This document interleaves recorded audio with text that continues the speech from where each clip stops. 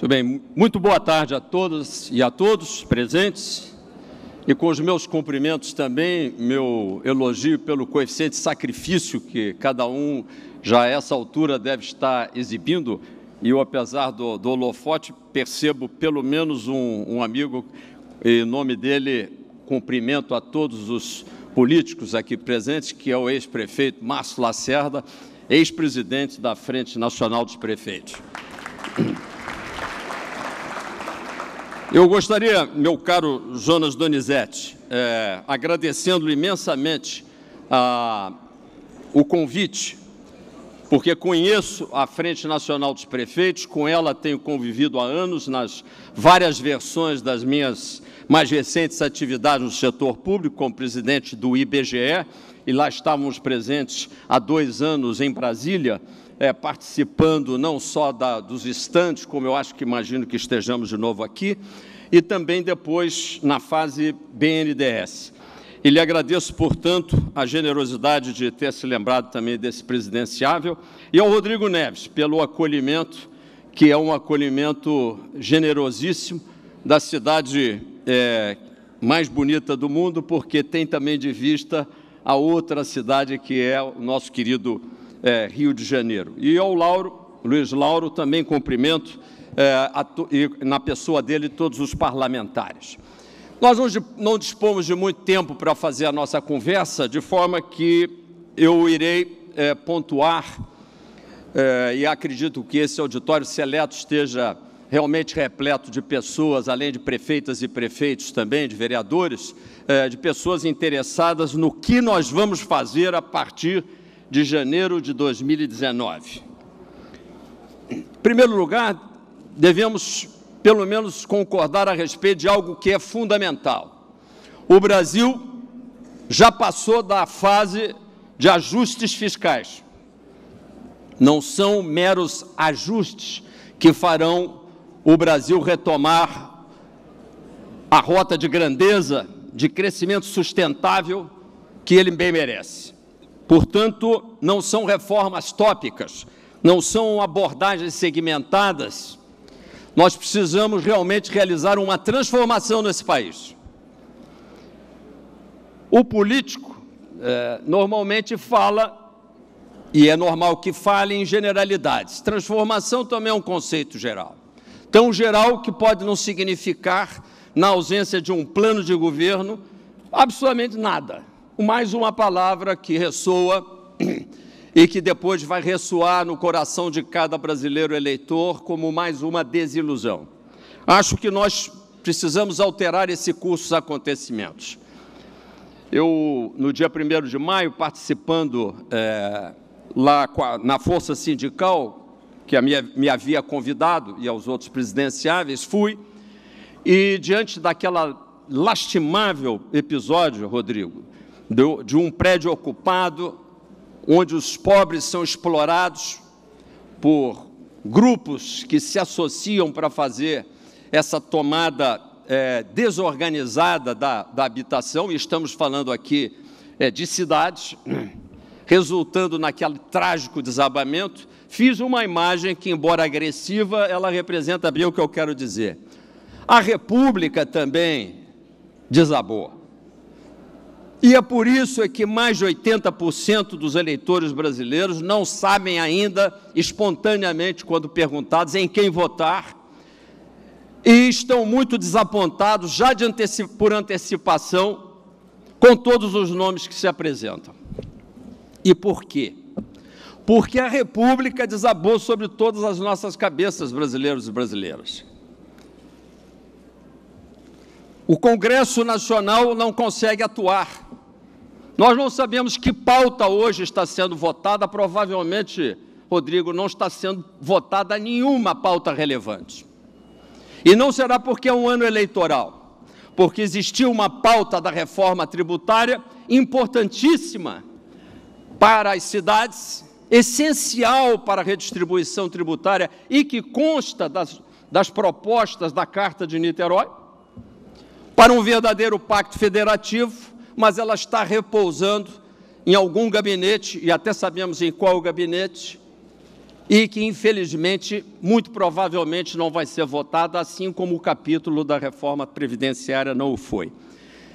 Não foi por dificuldades de articulação política. Eu repito, a República Velha está acabada. Nós precisamos, de fato, reconduzir o Brasil aos trilhos. Mais do que aos trilhos, a uma senda de crescimento. E para fazer isso, eu acho que a principal inspiração está nos senhores aqui. E por quê? Pelo aspecto principal do que está escrito, Jonas Donizete, na Carta de Niterói.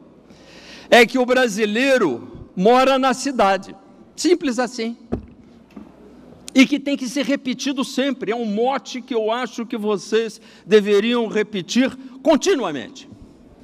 Mas que não está expresso na distribuição fiscal brasileira, onde mais de 60% de toda a receita fiscal arrecadada vai para Brasília, onde os senhores e as senhoras prefeitos e prefeitas depois vão com o pires na mão, literalmente, ir negociar a verba que já devia estar automaticamente liberada. Então, primeira condição essencial é rever esta participação e rever as responsabilidades que estão associadas em educação, em saúde, em segurança, em relação aos municípios brasileiros. Mas isso também já deve ter sido dito aqui. Como fazer isso acontecer é que realmente é o mais importante. Aí é preciso pensar onde isso está inscrito. E nós temos que buscar, na legislação vigente, se possível, o amparo para maior eficiência e agilidade na implementação disso, como eu pretendo fazer a partir do dia 2 de janeiro de 2019. Nós não vamos convocar a população para, nos primeiros 3 meses, 6 meses, seja lá o que for, ou doutos assessores e consultores irem pensar o que fazer da Previdência, da tributação, da reforma política. Isto tem que estar completamente pronto e preparado. Por isso, nós já estamos ultimando, aliás, já está, ultimando a publicação na nossa página do Programa de Transformação em 20 metas, inspirados em alguém que também se inspirava na arquitetura que nos abriga aqui nessa belíssima Niterói, que é Juscelino Kubitschek. Oscar Niemeyer, que foi uma das suas últimas obras responsável por essa nova maravilha que colocou aqui do lado de cada baía, ele também inspirava Juscelino Kubitschek. E nós fomos buscar, meu caro Márcio Lacerda, e você sabe até onde, um amigo nosso, Carlos Alberto, que acaba de preparar um livro de mais de 2.000 páginas sobre Juscelino, que tive a honra de rabiscar a apresentação, e onde, pela apresentação, fui conduzido a ler pelo menos 700 páginas de discurso desse grande brasileiro. E ele é que deve, como outros grandes brasileiros que pensavam o Brasil crescendo, o Brasil retomando sonhos, o Brasil retomando obras, meu caro Rodrigo, e não apenas fazendo ajustes fiscais, debatendo de manhã, de tarde, de noite a cozinha da economia, a taxa de inflação, o coeficiente de endividamento, o volume do déficit primário que devia ser zerado e que não para de ser cada vez mais positivo esse déficit. Todas essas questões passam por um item fundamental, que é o reequilíbrio da estrutura fiscal brasileira. E esse reequilíbrio tem que ser baseado, esse é o primeiro item do que me dedicarei nos próximos minutos a falar, muito rapidamente, e que está em detalhes no nosso programa de transformação em 20 metas, que é um verdadeiro federalismo fiscal. Esta reforma tributária que o Movimento Brasil Eficiente, pelo menos há 5 anos, já tem alinhavada, está pronta hoje, estaria pronta para ser votada, inclusive que, modéstia à parte, inspirou uma boa parte do trabalho que o deputado Luiz Carlos Rauli fez e continua pregando o Brasil afora. Já disse para ele que, infelizmente, não nessa gestão vai ser muito difícil votar, mas que está pronta, traz um conceito que é absolutamente fundamental.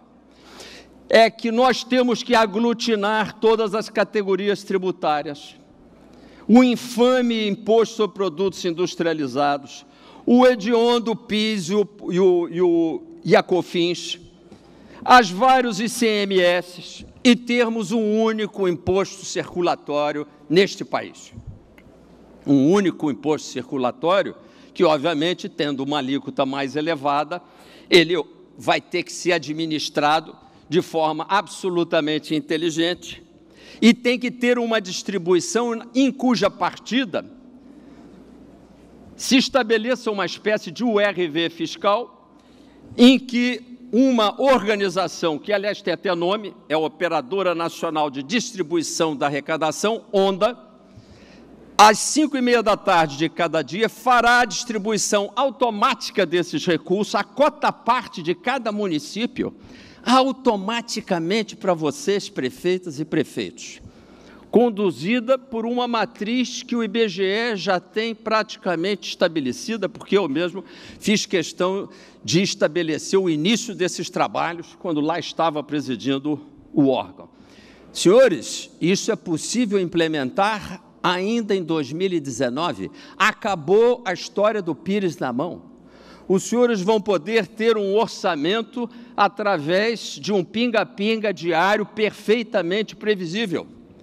Nós temos que utilizar as vantagens do mundo da internet, o mundo web, o mundo eletrônico, para também modernizar o Brasil.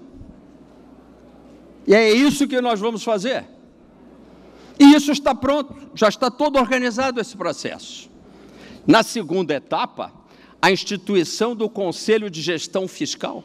Mas o que é o Conselho de Gestão Fiscal? Ele está inscrito no artigo 67 da Lei de Responsabilidade Fiscal desde o ano 2000, senhoras e senhores, para pasmo daqueles que acham que nós temos que organizar o locus, o lugar onde as pessoas vão discutir o Pacto Federativo, Jonas Donizete, está lá escrito. Inclusive, diga-se de passagem, por interferência, iniciativa nossa e uma iniciativa do senador Paulo Bauer, uma releitura desse artigo 67, exatamente para acomodar a representação dos estados e dos municípios dentro desse conceito de gestão fiscal, foi votada no Senado há 2 anos, por 64-0, e agora está de novo empacada na Câmara Federal por falta de interesse do Poder Executivo. É um papel da Frente Nacional de Prefeitos, eu estive falando com as lideranças, assim como as outras representações municipalistas, que vocês invoquem a rápida aprovação do Conselho de Gestão Fiscal nos termos dos substitutivos que lá estão. Essa é a porta de entrada de um verdadeiro federalismo. E está escrito na lei. Para quem faz o dever de casa, sabemos que nós não precisamos estar inventando uma outra coisa. Para além disso, é preciso tomar uma iniciativa, e essa não depende de um tipo de reforma maior, que é transformar as emendas parlamentares, que normalmente afetam e beneficiam os municípios, em emendas autoexecutáveis. Hoje, os prefeitos e prefeitas sabem que as emendas passam por uma via crucis de aprovação em Caixa Econômica, avaliações técnicas e uma série de atrapalhações que fazem com que uma obra já votada e aprovada e que tem perfeitas condições de ser acompanhada de forma mais inteligente e mais rápida, não tenha essa execução automática que ela precisa ter. Portanto, é uma medida que tem que ser tomada no dia 2 de janeiro de 2019, tornar as emendas parlamentares de obras públicas autoexecutáveis. Passo ao capítulo principal da Carta de Niterói, que é realmente um choque de investimento e de eficiência. O Brasil não vai a lugar nenhum, e nós não estamos indo a lugar nenhum, crescendo, ou como o FMI prognostica, que iremos crescer, e ele fala dos próximos anos, na faixa de 2,2% ao ano. Este é um crescimento de fancaria, este é um crescimento de mentirinha. A renda per capita, principalmente das populações mais vulneráveis, ela vai diminuir, ela não vai aumentar se o Brasil crescer apenas 2%.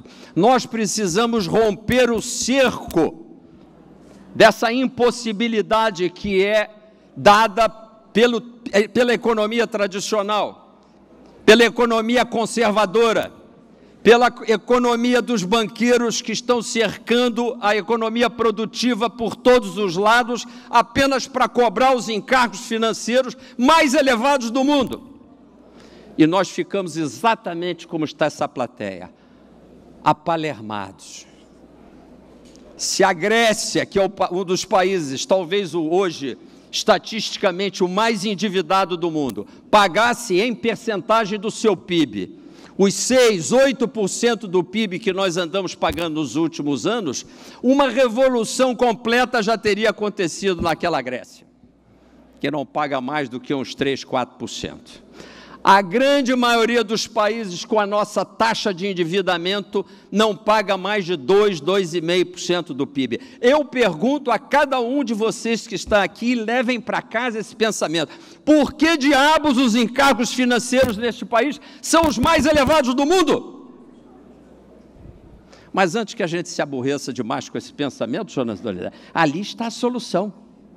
Ali está a solução para os estados, ali está a solução para as cidades, porque são centenas de bilhões. E nós estamos falando aqui num plano de investimento, um choque de investimento para todos os municípios brasileiros, 5.570, que no primeiro ano, se nós alocarmos 30 bilhões para as principais obras, e esses 30 bilhões apenas no BNDES, posso lhes dizer que há recursos para tal, embora aí no caso seja mediante empréstimos, nós podemos fazer isto através de verbas do governo federal. E, portanto, seja via crédito, seja através de programas de investimento, principalmente nessas áreas especiais, que são a habitação, o meio ambiente e saneamento, e a mobilidade urbana, nós podemos começar empregando, em 2019, uma verba rateada da ordem de 30 bilhões de reais, em adição ao que os municípios hoje dedicam. No BNDES, nós deixamos um programa de muito ampla perspectiva, porque ele vai atuar sobre requalificação urbana, sobre iluminação pública, sobre mobilidade urbana, saneamento, equipamentos turísticos. Há mais de 1.000 municípios que são diretamente envolvidos, como Niterói, por exemplo, com algum tipo de habilitação especial para o campo turístico, que é altamente empregador de mão de obra. Essa verba hoje está disponível no BNDES, e conclamo que vocês liguem para os especialistas pela área de governo do BNDES e peçam mais informações a respeito, vão correr atrás, assim como também gestão pública, através do programa PEMAT, alguns já devem ter utilizado isso, a titulação urbana e a verba para a segurança pública, que nós calculamos na faixa de 42 bilhões de reais para os próximos 5 anos. Esse programa já também está disponível no BNDES. Isso é apenas para lhes dar uma rápida pincelada de quanto verbas, Donizete, há disponíveis, desde que a gente tenha possibilidade de fazer uma recuperação das fontes fiscais que hoje estão completamente comprometidas com o pagamento de encargos financeiros, com o pagamento de custeios onerosíssimos e com a cobertura de reajustes automáticos que obviamente são uma barreira intransponível se a gente quiser de fato fazer essa transformação fiscal, não em 20 anos, como está hoje pactuada, mas em 2 anos, como ela precisa ser pactuada para que em 4 anos, até 2022, o Brasil comemore a maior recuperação econômica de todos os tempos. Esse é o pacto. Esse é o pacto não só entre prefeitos, Donizete, mas entre todos os brasileiros. Os brasileiros vão escutar essa conclamação. Deve ter soado muito estranho quando o governo anunciou um ajuste fiscal em 20 anos. A mim me pareceu muito estranho. Não sei, inclusive, se vou estar vivo para comemorar, Clô. Rodrigo, 20 anos... É outra coisa que eu gostaria que as senhoras e os senhores voltassem para casa pensando. Quando a gente pactua arrumar uma coisa em 20 anos, o que é que de fato significa isso? Se nenhum de nós vai estar lá para, de fato, nem verificar se aquilo está andando para frente ou para trás, daqui a 20 anos. Portanto, a transformação é em 20, sim, e o número é 20, mas é em 20 metas. Não em 20 anos, 20 metas. E eu encerro porque as cidades têm um grave problema que eu elegi junto com a segurança pública, sobre a qual já falei rapidamente, que é a questão da titulação fundiária. Esse programa, eu tenho muito gosto em falar dele, porque não era governo, quando subi a favela do Cantagalo para fazer uma experiência, muito à la Hernando de Soto. Não pensava em fazer carreira de vereador, nem me candidatar a deputado estadual para participar, seria uma honra da Alerj, né? Ou vir a Niterói mudar o título, que seria melhor ainda, seria um discípulo do Rodrigo, né? Mas era simplesmente porque a gente percebia que ali existia, como há no Brasil inteiro, uma cidade partida entre os que têm e os que não têm, entre os que podem e os que não podem, principalmente entre os que têm um título de registro dos seus imóveis, tem o RGI, tem uma matrícula, e toda a imensa maioria de pobres e vulnerabilizados, e nem tão pobres, mas vulnerabilizados pela ausência de uma regularidade da titulação. E todos vocês, prefeitos, sabem, Márcio à frente, porque BH tem um grave problema que foi atacado na época e que precisa ser atacado mais do que com o esforço apenas de um ou outro dedicado prefeito. É preciso um programa federal de titulação. Eu gosto muito dessa ideia porque, para além da entrega da autoestima que vem com essa titulação da propriedade, para além da confiança resgatada de uma família, para além da estabilidade, Jonas, psíquica de uma família, ao saber que aquela é a sua casa, que ela pode ligar para o delegado, e o delegado de polícia vai ter a obrigação de ir lá para defender a propriedade, existe um aspecto que ao economista é muito caro. Isto, minha gente, é enriquecimento na veia. É um enriquecimento muito mais poderoso do que qualquer Bolsa Família, que obviamente precisa ser mantido, preservado e até expandido de modo inteligente. Ao invés de você ficar no pinga-pinga dos fluxos, de uma vez só, Clóvis, você vai entregar um enriquecimento, uma valorização de R$10 mil, de R$15 mil. Numa cidade como Niterói, já faço a conta, nunca inferior a uns R$20 mil na casinha mais modesta, de valorização. Possivelmente Ipanema, como nós verificamos, 30, 40, 50 mil reais de valorização. E isso é enriquecimento, isso é geração de valor. E medidas inteligentes como essa podem virar o jogo desse verdadeiro embrutecimento que nos impingiram, que é nós sermos compelidos a acreditar que este Brasil já não vai mais para lugar nenhum, porque não tem ninguém mais para dirigi-lo. Tem sim, Essa é a nossa resposta.